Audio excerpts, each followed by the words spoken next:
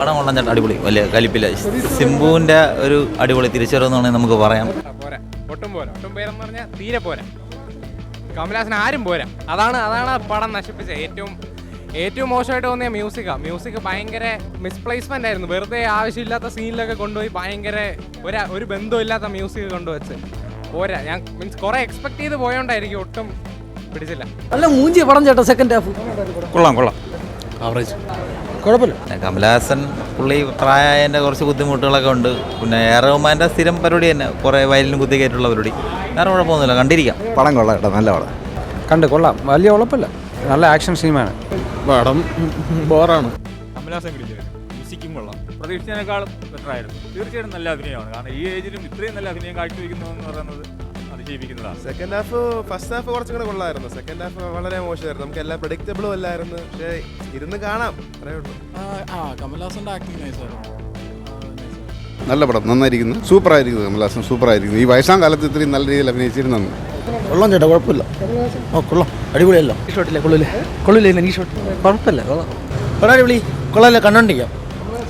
കമലഹാസൻ ഇത്രയും വയസ്സിൽ അഭിനയിക്കുന്നില്ലേ ചിമ്മുൻ്റെ കൂടെ. അതായത് ഇപ്പോഴത്തെ ഒരു STR എന്ന് പറഞ്ഞാൽ ആ റേഞ്ച്. പിന്നെ കമലഹാസൻ തക്ലൈഫ് പടം അടിപൊളിയാണ്. കാരണം അത്രയ്ക്ക് ഇപ്പോൾ നമ്മൾ നെഗറ്റീവ് റിവ്യൂ പറഞ്ഞാൽ തിയേറ്ററിൽ വന്ന അവരെന്താ പറയുക, ഹൈപ്പ് അങ്ങനെയൊന്നുമില്ല. പടം കണ്ടോണ്ടിരിക്കുക, അവസാന നിമിഷം വരെ അടിപൊളിയാണ് പടം. പടം എനിക്ക് പേഴ്സണലി അത്ര വർക്കൗട്ട് ആയില്ല.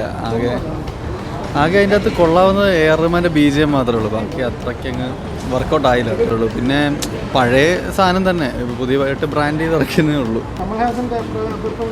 സാറ്റിസ്ഫൈഡ് അല്ലായിരുന്നു കേട്ടോ. വിക്രമൊക്കെ കഴിഞ്ഞ് നമ്മൾ അതിൻ്റെ ഇടയ്ക്ക് എൻ്റെ ഇറക്കി. വിക്രമൊക്കെ കഴിഞ്ഞ് നമ്മളൊരു ഇത് പ്രതീക്ഷിക്കില്ല, അത് വന്നിട്ടില്ല കേട്ടോ. ഭയങ്കര ബോറായിരുന്നു, ഭയങ്കര ബോർ പടമായിരുന്നു. നമ്മൾ എന്ന് വെച്ച് കഴിഞ്ഞാൽ നമ്മൾ കണ്ട എല്ലാ സിനിമയുടെ ഒരു മിക്സ്ചറാണ് സംഭവം.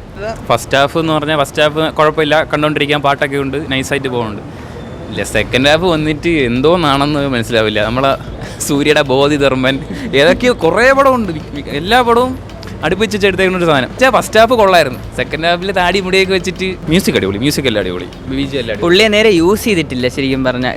കമലഹാസനെ നേരെ യൂസ് ചെയ്തിട്ടില്ല. അതാണ് നല്ലൊരു ഡയറക്ടറെ കിട്ടിയാൽ നന്നായിട്ട് യൂസ് ചെയ്തിട്ടില്ല. എന്തൊക്കെ കുറേ കാര്യങ്ങൾ മിസ്സിംഗ് ആണ്. എന്തോ നമുക്ക് ആ ഒരു ഇമോഷനൊന്നും വരുന്നില്ല. സെക്കൻഡ് ഹാഫ് വന്നിട്ട് അത്ര പോരാ. ക്ലൈമാക്സ് നമുക്ക് എന്തെങ്കിലുമൊക്കെ ഒരു ഇമോഷൻ കാണിക്കുന്നുണ്ട് അവർ, പക്ഷെ ഒന്നും തോന്നുന്നില്ല. മാസ് കാണിക്കുന്നുണ്ട്, കുറേ മാസ് എൻട്രിയെ കാണിക്കുന്നു, പക്ഷെ ഒന്നും വർക്കൗട്ട് ആയിട്ടില്ല. എന്തോ പറയാം, ചുമ്മാ ഇങ്ങനെ ചത്തോലെടുത്ത് ഒരു മണിരത്നം സിനിമയായിട്ട് നമുക്ക് തോന്നുന്നില്ല.